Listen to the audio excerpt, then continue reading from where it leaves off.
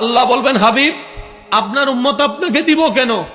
আপনার উম্মত তো আমার বান্দা, এগুলার বিচার করতে হবে না? নবী বলবে, আল্লাহ, ও আল্লাহ, তুমি যদি বিচার শুরু করো একটাও জান্নাতে যেতে পারবে না আমি জানি, আর আমি আমারও শর্ত, আমার উম্মত ছাড়া আমি জান্নাতে যাব না। এবার তুমি কি করবা করো, এবার তুমি কি করবা করো, এবার তুমি কি করবা করো। আল্লাহ পাক বলবেন, আজকের দিনের জন্যই তো আমি মালিক ইয়াউমিদ্দিন হয়েছি, মালিক ইয়াউমিদ্দিন হয়েছি। ও রাসূল, আপনি একটা কাজ করেন, আপনার উম্মত আসুক, আমার বান্দারা আসুক, তারা হিসাব করুক, আমি হিসাবটা দিব। হিসাব নিয়ে আহকামুল হাকিমিন হয়ে বিচার করে করে যে যেটা পাই তাদেরকে সেটা দিয়ে দিব।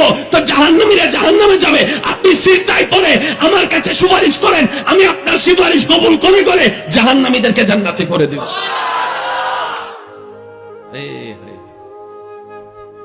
আমাদের জন্য কেঁদেছেন, আমাদের জন্য কাঁদছেন, আমাদের জন্য কাঁদবেন, তিনি হচ্ছেন নবী রাহমাতুল্লাহ।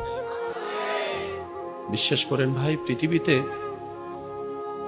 ভালোবাসা মায়ার অনেক নিদর্শন আছে, অনেক অনেক অনেক নিদর্শন আছে, কিন্তু উম্মতের প্রতি নবীর যে ভালোবাসার নিদর্শন নবীজি রেখেছেন, এটার সামনে কোনো ভালোবাসার অস্তিত্ব নেই, কোন মায়ার অস্তিত্ব নেই, কোন ভালোবাসা মহাব্বতের অস্তিত্ব নেই।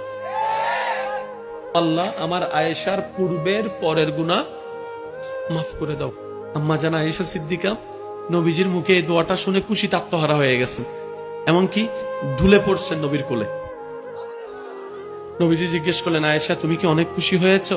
ইয়া রাসূলুল্লাহ, এই দোয়া শুনে খুশি হবে না, সে আবার কে? নবীজি বললেন, আয়েশা, আজকে যে দোয়া শুনে তুমি খুশি হয়েছো, একবার শুনে খুশি হয়েছো, আমি নবী মুস্তাফা প্রত্যেকটা দিন, প্রত্যেকটা নামাজে, প্রত্যেকটা রাতে আমার উম্মতের জন্য আমি এই দোয়াটাই আল্লাহর কাছে করিস। নবী রাহমাতুল লিল আলামিন। সুবহানাল্লাহ। কি ভাইয়া মুখে আর একটু জোরে বলা যাবে? নবীর ভালোবাসার সামনে কারো ভালোবাসার অস্তিত্ব নেই। আজকে আমরা এত পিছিয়ে আছি কেন জানেন? আজকে আমাদের অন্তরে এত অশান্তি কেন? যে জায়গাটা যার, তাকে না দিয়ে অন্যকে দিয়ে বসে আছি।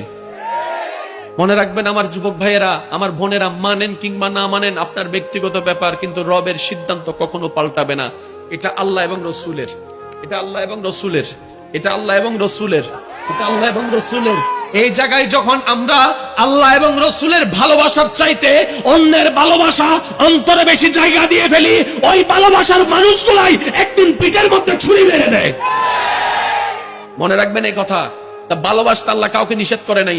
সন্তান হিসেবে অবশ্যই মা বাবাকে ভালোবাসতে হবে, স্বামী হিসেবে অবশ্যই বউকে ভালোবাসতে হবে, স্ত্রী হিসেবে অবশ্যই স্বামীকে ভালোবাসতে হবে, কিন্তু শর্ত একটাই, আল্লাহ এবং রসুলের ভালোবাসা আগে রেখে ভালোবাসা। আপনি যদি বলেন যে ভাইয়া আমি রাখছি, তো আমি শুধু এতটুকু বলবো, মাঝে মধ্যে আমার দুলাভাইকে মিস করেন? করি তো, কথা বলতে না পারলে এখানে একটু কেমন কেমন নিয়ে গেছে।